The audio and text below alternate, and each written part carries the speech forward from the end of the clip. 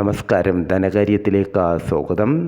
വീട്ടിലൊരു പെൺകുഞ്ഞുണ്ടോ എങ്കിൽ അവളുടെ പഠനത്തെക്കുറിച്ചും വിവാഹത്തെക്കുറിച്ചും ഓർത്ത് നിങ്ങൾ ആശങ്കപ്പെടുന്നുണ്ടാകാം. എന്നാൽ പേടിക്കേണ്ട. മകളുടെ ഭാവി സുരക്ഷിതമാക്കാൻ സർക്കാർ തന്നെ ഒരുക്കുന്ന ഒരു മികച്ച പദ്ധതിയുണ്ട്. സുകന്യ സമൃദ്ധി യോജന. വെറും 250 രൂപയ്ക്ക് അക്കൗണ്ട് തുടങ്ങി ലക്ഷങ്ങൾ വരെ സമ്പാദിക്കാൻ കഴിയുന്ന ഈ പദ്ധതിയെക്കുറിച്ച് നമുക്ക് ഇന്ന് വിശദമായി നോക്കാം. എന്താണ് ഈ പദ്ധതി? കേന്ദ്ര സർക്കാരിൻ്റെ ബേട്ടി ബച്ചാവോ ബേട്ടി പഠാവോ പദ്ധതിയുടെ ഭാഗമായാണ് ഇത് തുടങ്ങിയത്. ഇതിൻ്റെ പ്രധാന പ്രത്യേകതകൾ ഇവയാണ്. പ്രായപരിധി: പെൺകുട്ടികൾക്ക് 10 വയസ്സ് തികയുന്നതിന് മുമ്പ് അക്കൗണ്ട് തുടങ്ങണം. നിക്ഷേപം: വർഷത്തിൽ ചുരുങ്ങിയത് 250 രൂപ മുതൽ 1,50,000 രൂപ വരെ നിക്ഷേപിക്കാം. കാലാവധി: അക്കൗണ്ട് തുടങ്ങി 21 വർഷമാണ് കാലാവധി. പക്ഷേ നിക്ഷേപം നടത്തി ആദ്യത്തെ 15 വർഷം നിക്ഷേപം നടത്തേണ്ടത് ആദ്യത്തെ 15 വർഷം മാത്രമാണ്. ലാഭവും നികുതി ഇളവും എങ്ങനെയെന്ന് നോക്കാവുന്നതാണ്.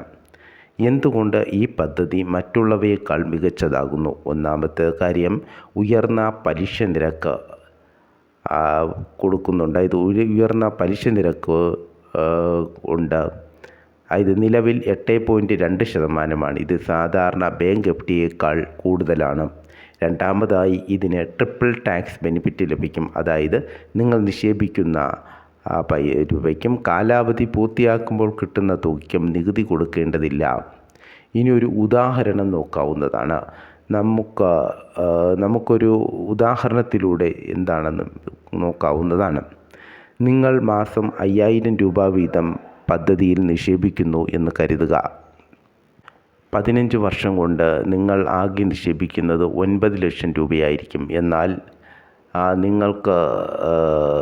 എന്നാൽ മകൾക്ക് 21 വയസ്സ് തികയുമ്പോൾ നിങ്ങളുടെ കയ്യിൽ കിട്ടുന്ന തുക ഏകദേശം 28 ലക്ഷം രൂപയായിരിക്കും. നിങ്ങൾ നിക്ഷേപിച്ച തുകയുടെ 3 ഇരട്ടിയിലധികം നിങ്ങൾക്ക് കിട്ടുന്നതാണ്. ഇത് എങ്ങനെ, എവിടെ നിന്ന് ഓപ്പൺ ചെയ്യാമെന്നുള്ളതാണ്. അടുത്തുള്ള പോസ്റ്റ് ഓഫീസിലോ ബാങ്കിലോ പോയി ആധാർ കാർഡ് നൽകി ഈ അക്കൗണ്ട്, സുകന്യ സമൃദ്ധി യോജന അക്കൗണ്ട് തുടങ്ങാവുന്നതാണ്. ചുരുക്കത്തിൽ, ഈ സുകന്യ സമൃദ്ധി യോജന പരമാവധി റിസ്ക് ഇല്ലാതെ കേന്ദ്ര സർക്കാരിൻ്റെ നിയന്ത്രണത്തിലുള്ള ഒരു നിക്ഷേപ പദ്ധതിയാണ്. എന്നാൽ ചെറിയ റിസ്കോടുകൂടി ഇതിനേക്കാൾ റിട്ടേൺ കിട്ടുന്ന വേറെയും പദ്ധതികളുണ്ട്. നമുക്ക് അടുത്ത വീഡിയോയിലൂടെ അതിനെക്കുറിച്ച് വിശദമായി നോക്കാവുന്നതാണ്.